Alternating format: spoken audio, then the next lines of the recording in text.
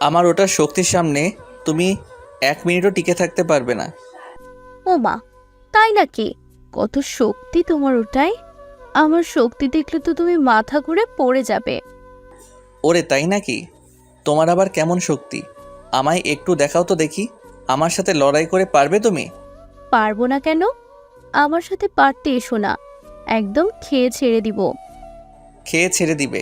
আমায় খেয়ে ছেড়ে দেওয়া কি এতটাই সহজ নাকি? যদি এতই সহজ হতো তবে তো হতোই। কঠিন হবার কি আছে? তুমি কি বলতে চাও? আমার সাথে শক্তিতে পেরে উঠবে তুমি?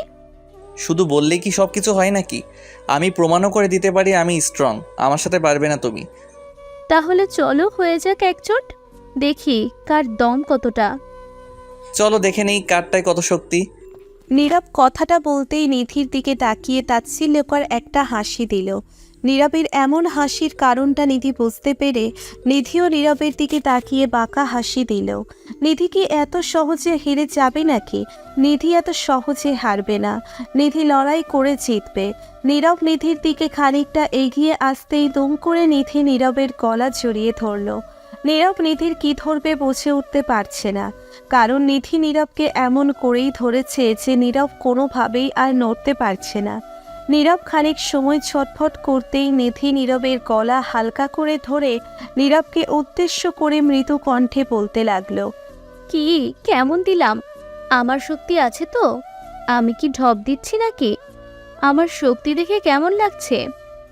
তোমার শক্তি দেখে তো আমার মন ভরে গেছে। এখন তো আমারটা দেখানো বাকি। ওয়েট, আমি আমারটা দেখিয়ে নিই। তোমার আবার শক্তি আছে নাকি? বিড়াল হয়ে পাখিনীর সাথে লাগতে এসো না। আমি বিড়াল নাকি বাঘ সেটা এখনই দেখাচ্ছি সোনা। এত তারা কিসের? নীরব কথাটা বলতেই নিধিকে স্লাইড করে নিজের বুকের সাথে মিশিয়ে নিল। নিধি নীরবের থেকে নিজেকে আলাদা করার চেষ্টা করছে, কিন্তু নীরব বেশ শক্ত করে নিধিকে ধরেছে, যার কারণে নিধি এক বিন্দুও নড়তে পারছে না। নীরব নিধিকে আরও শক্ত করে নিজের বাহুতে জড়িয়ে নিয়ে নিধিকে বিছানায় শুইয়ে দিল। নিধির বুকের উপর এসে শুয়ে পড়তেই নীরব নিধিকে উদ্দেশ্য করে মৃদু কণ্ঠে বলল। এবার বলো কার শক্তি বেশি? তুমি তো আমার সাথে চিটিং করছো। আমায় ইচ্ছে করে এমনভাবে ধরেছো তুমি। ছাড়ো আমায়, উফ। এখন উফ কেন বলছো? আমার সাথে না লড়াই করার ভীষণ ইচ্ছে তোমার, এখন কেন ছাড়তে বলছো? কারণ আপনার একটা বিশেষ জিনিসও আমার উপর এসে আমায় জানাচ্ছে। আমার বিশেষ জিনিস আবার তোমায় কেমন করে জ্বালাবে? কী সব বলছো কি? উফ, ভালো করে দেখেন আপনার ওটা আমার কোথায় এসে চেপে আছে। আমি তো তোমার শরীরের শক্তির কথা বলেছি, ওটার কথা তো বলিনি। ও মা, তাই? এটা কি আমার শরীরের অংশ নয়, নাকি এটা আমার শরীরের বাহিরের কিছু? আমার সাথে এখন পারছো না বলে এসব কথা বলছো? পারছি না বলে এসব কথা বলছি না। তোমার ওটা যদি আমায় না চেপে ধরে, আমিও তোমার সাথে পেরে উঠতে পারবো। আচ্ছা তাই নাকি? পুরুষের শক্তি তো এখানেই। আমার শক্তি দেখে তোমারও হয়ে যাবে এখন। তাছাড়া আমি তো আর ইচ্ছে করে কিছু করিনি। তোমার স্পর্শে আর ইশারায় সব কিছু হচ্ছে। আমি কোথায় স্পর্শ করলাম? তুমি নিজেই তো আমার শরীরের সাথে ঘষে দিতে দিতে এটাকে এমন করেছো। উফ, আস্তে লাগছে তো। ও মা, লাগছে কেন? আমি তো তোমায় ধরে রেখেছি শুধু। আর কখনো আর সাথে লাগতে আসবে? একটা কথা ভুলে যেও না নীরব, নারী শক্তি কি সেটা তুমি জানো না। সেটা আমিও ভুলতে চাই না, তবে তুমি বোধহয় পুরুষ শক্তি কি সেটা ভুলে গেছো। আমি নারী শক্তি দেখালে তোমার পুরুষ শক্তি নাক খড় দিয়ে দৌড়ে পালাবে। তাই নাকি? তবে দেখাও দেখি নারী শক্তি। আমিও আমার পুরুষ শক্তি দিয়ে দেখছি কি করা যায়। নীরব কথাটা বলতেই নিধিকে আরও শক্ত করে চেপে ধরল। নিধির বুকের সাথে নীরবের বুক লেপ্টে আছে। নীরবের এতক্ষণ সেই দিকে কোনো খেয়াল ছিল না। আচমকা নিধির বুকের স্পর্শ নিজের বুকে অনুভব করতেই নীরব যেন কোমর হয়ে গেল। একদম নিজের মধ্যে কোনো শক্তি যেন তার কাজ করছে না। নীরব পরম আবেশে নিধির বুকের স্পর্শ নিজের বুকে নিয়ে শান্তি নিতে লাগলো। নিধি নীরবের চোখের দিকে তাকিয়ে নীরবকে শান্ত হয়ে যেতে দেখে খানিকটা অবাক হলো। এমন করে নীরবের কি হলো? তার জন্যে নীরব একদম শান্ত হয়ে গেছে। নিধি নীরবের শান্ত হয়ে যেতে দেখে ভালো করে নিজের বুকের উপর তাকাতেই দেখতে পেল নিধির বুক নীরবের বুকের সাথে লেপ্টে আছে। নিধি এই দৃশ্যটা দেখার পর বেশ বুঝতে পারছে তার স্বামী কেন এমন করে থেমে গেল। নিধি এই সুযোগে নীরবের বুকের উপর সজোরে একটা ধাক্কা দিয়ে নীরবকে নিজের বুকের উপর থেকে বিছানায় ফেলে দিল। নিধি জানে নীরব অন্যমনস্ক থাকায় তার এখন কোনো হুঁশ নেই। নিধি নীরবের বিছানায় ফেলে দিয়ে নিজে বিছানা থেকে উঠে পড়ল। নিধি বিছানা থেকে উঠে পড়তেই নীরব নিধিকে উদ্দেশ্য করে প্রশ্নসূচক কণ্ঠে বলতে লাগলো, এটা কি হলো? তুমি আমায় এমন করে ফেলে দিলে কেন? আমার সাথে লড়াই করার স্বাদ কি মিটে গেছে? তোমার সাথে শক্তির লড়াই করতে তো আমার অসুবিধা নেই, তবে তুমি তো অন্য কিছু দিয়ে লড়াই করার কথা ভাবছো। সেটা আমি কি করে হতে দেই বলো? এই ফাজলামি করো আমার সাথে? আমি তোমার সাথে এমন কিছু করার চিন্তাও করিনি। সেটা তো তোমার মুখ দেখেই আমি বুঝতে পারছি। আমার সাথে মিথ্যে কথা বলে লাভ নেই, কারণ তোমার মিথ্যে বলাটা আমি খুব ভালো ধরে ফেলতে পারি। কচু ধরতে পারো? আমি তোমায় ছাড়বো না। দেখি তুমি কেমন করে আমায় পাগল করে দিয়ে এখন পালিয়ে যেতে পারো। কেমন করে পালিয়ে যাব? তুমি বসে বসে দেখতে থাকো। এই নিধি, এমন করে চলে গেলে কিন্তু আমি রেগে যাব। প্লিজ যেও না। নিধি নীরবের কথাটা শেষ হবার আগেই দৌড়ে পালিয়ে যায়। নিধি পালিয়ে যেতেই নীরব নিধির চলে যাওয়ার দিকে এক দৃষ্টিতে তাকিয়ে আছে। নিধির এমন চলে যাওয়াটা নীরবের একটুও পছন্দ হয়নি। নীরব তো চেয়েছে নিধিকে পাগলের মতো আদর দিতে, আদরে আদরে নিশিকে ভরিয়ে দিতে, তবে নিধি তো নীরবকে পাগল করে দিয়ে চলে গেল। নীরব কথাগুলো ভাবতেই একটা দীর্ঘশ্বাস ফেলল। দীর্ঘশ্বাস ফেলে নীরব বিছানা থেকে উঠে ফ্রেশ হতে চলে যায়। ফ্রেশ হয়ে নিয়ে নীরব কিছু সময় নিজের রুমে বসে থাকে। রুমে বসে থেকে নীরবের একটুও ভালো লাগছে না, তাই নীরব রুম থেকে বেরিয়ে বাড়ি চলে যায় নিধির কাছে। বাহিরে আসতেই নীরবের সামনে চলে আসে তার ছোট বোন মাধুরী। মাধুরীকে দেখে নীরব মাধুরীকে উদ্দেশ্য করে বলতে লাগলো, এই মাধুরী, কোথায় যাচ্ছিস তুই? কেন রে দা ভাই, কিছু কি বলবি? হ্যাঁ, আসলে তোর ভাবিকে দেখছিস কি এখানে? ভাবিকে তো দেখেছিস সেই সকালে, তারপরে তার দেখিনি। সকালে কোথায় দেখেছিস?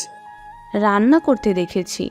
আমার মনে হচ্ছে ভাবি ছাদে কাপড় মেলতে গেছে। তুই গিয়ে দেখ আছে কিনা। আমার কাজ আছে, আমি ছাদে যেতে পারবো না। এ তোর আবার কিসের কাজের পাগলি? যা, তোর ভাবিকে গিয়ে বল আমি ডাকছি। আমার প্রজেক্ট করতে হবে, সো আমি যেতে পারবো না। তুই তো বাড়িতেই আছিস, গিয়ে দেখ না। আর কি দরকার বলে আয়, যা। আমি গেলাম। মাধুরী কথাটা বলতেই ড্যাং ড্যাং করে নীরবের সামনে দিয়ে চলে যায়। নীরব বোকার মতো দাঁড়িয়ে আছে ঠায়। আজকাল তার আদরের ছোট বোনটাও বড় হয়ে গেছে, পাত্তা দিচ্ছে না তাকে। মাধুরী চলে যেতেই নীরবও ছাদের দিকে উঠে চলে যায়। ছাদে আসতেই নীরব দেখতে পায় মাধুরীর কথা সত্যি। নিধি ছাদে কাপড় মেলছে। নিধিকে দেখে নীরবের মনের মধ্যে দুষ্টুমি বাসা বাঁধতে শুরু করলো। নীরব নিধির দিকে পা টিপে টিপে এগিয়ে আসতে লাগলো। নিধির দিকে এগিয়ে এসে পেছন থেকে নীরব কোনো শব্দ না করে দুম করে নিধিকে জড়িয়ে ধরল। আচমকা কারো স্পর্শ পেয়ে নিধি হকচকিয়ে যায়। নিধি ভয় পেয়ে যায় এই ভেবে যে ছাদে হঠাৎ করে কে আসলো, আর কেই বা নিধিকে এমন করে জড়িয়ে ধরল। নিধি ভয় পেয়ে গিয়ে পেছন ফিরে তাকাতেই নীরব নিধির চোখে ভয় দেখতে পেল। নীরব নিধিকে ভয় পেতে দেখে নিধিকে উদ্দেশ্য করে বলে উঠল, এই পাগলি, ভয় পেয়ে গেলে কেন? আরে আমি এসেছি, আমায় দেখে ভয় পাওয়ার কি আছে? তুমি আমায় পেছন থেকে এসে এমন করে শক্ত করে জড়িয়ে ধরলে কেন? হঠাৎ করে এমন করে জড়িয়ে ধরেছো যে আমি তো মরেই যাচ্ছিলাম। আরে বাজে কথা বলো না। আমি থাকতে তোমার কিছুই হবে না। আমি তোমায় সব সময় প্রোটেক্ট করবো সব কিছুর থেকে। এখন বলো, আমায় একা রেখে এখানে এসেছো কেন? কেন এসেছি মানে? আমি কাজ করছি, দেখো না তুমি। আর হ্যাঁ, আমায় একদম জ্বালাবে না। আমি বলে দিচ্ছি, আমায় জ্বালালে আমি কিন্তু তোমার মার দিব। আমি তোমায় না জ্বালালে কাকে জ্বালাবো? আমার তুমি ছাড়া আর কে আছে? এখন বেশি কথা না বলে তাড়াতাড়ি আমার সাথে রুমে চলো। আমি তোমার সাথে রুমে যাব কেন? ওই রুমে আমি তোমার সাথে যেতে চাই না। ও মা, সে কি কথা? আমার সাথে রুমে যেতে চাও না কেন? আমার সাথে রুমে গেলে কি আমি তোমায় খেয়ে ফেলবো নাকি? না, তা হয়তো খাবে না, তবে তুমি লুচু হয়ে গেছো। আমার শরীরে কি না কি লাগিয়ে, আল্লাহ, ছি ছি, আমার এসব বলতেও লজ্জা লাগছে। এত লজ্জা পাবার কি আছে? তোমার লজ্জা তো অনেক আগেই ভাঙিয়ে দিয়েছে আমি। এখন আমার সাথে যেতে চাইছো না, এটা কোনো কথা? তুমি কি ভেবেছো আমি তোমার এই ছলচাতুরি বুঝি না? তুমি যে আমায় আদর করে এখান থেকে বারবার যেতে বলছো, তার পেছনে অনেক বড় কারণ আছে। ও মা, তাই? কি সেই কারণ বলো আমায়। ওই যে আমার জোর করে আদর করতে চাও, এই কারণে তো আমায় নিয়ে যেতে চাইছো তুমি। আমি তোমার প্ল্যান ভালোই বুঝতে পারছি। তো করব না কেন?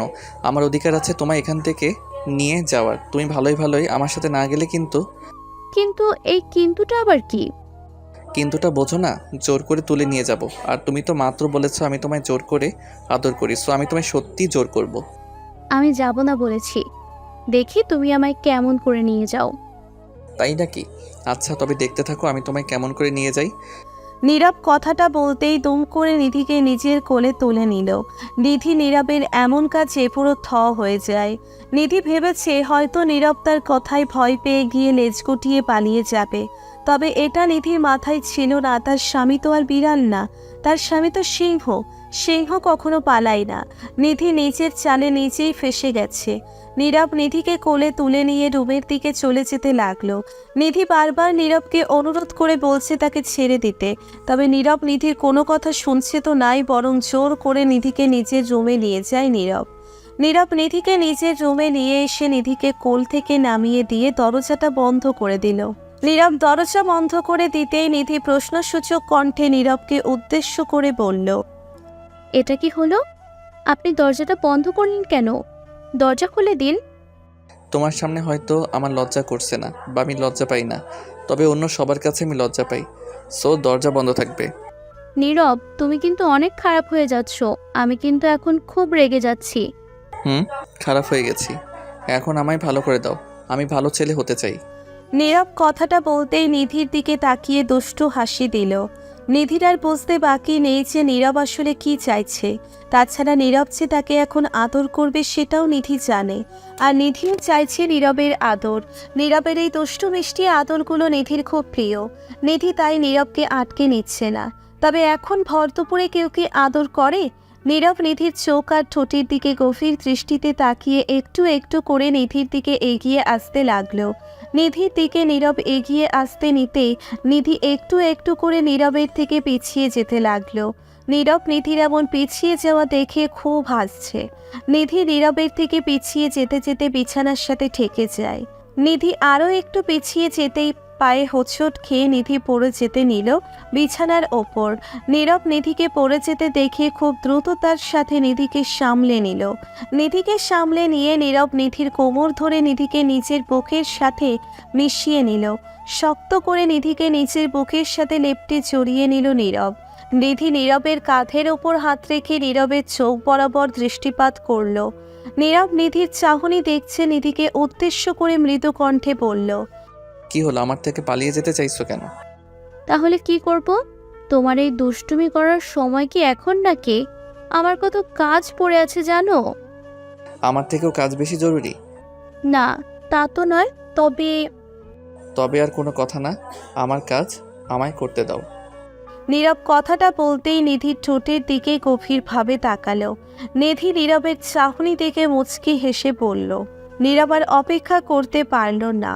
নীরব নিধির গোলাপি রঙের ঠোঁটছোড়া নিচের ঠোঁটের ভাঁজে নিয়ে পরমাবেশে ভালোবাসার পরশ এঁকে দিতে লাগলো। নীরব নিধির ঠোঁটের উপর গভীরভাবে চুমু খেতে লাগলো। নীরব নিধির ঠোঁটের স্বাদ নেওয়ার জন্য ব্যাকুল হয়ে থাকে। সেই ব্যাকুলতা এখন পূর্ণতা পাচ্ছে। নিধি পাগলের মতো নীরবের ঠোঁটের পরশ পেয়ে উন্মাদ হয়ে যায়। নীরবের সাথে সমান তালে নিধি নীরবকে চুমু খেয়ে চলেছে। দুজন একে অপরের প্রতি প্রবলভাবে আসক্ত হয়ে পড়ল। ভালোবাসায় দুজন সিক্ত হয়ে উঠল। দুজনের মাঝে আর কোনো বাধা নেই, আর না আছে ভালোবাসার কোনো অভাব। নীরব আর নিশির জন্য দোয়া করবেন তারা যেন সবসময় এমনভাবেই ভালোবাসায় থাকতে পারে।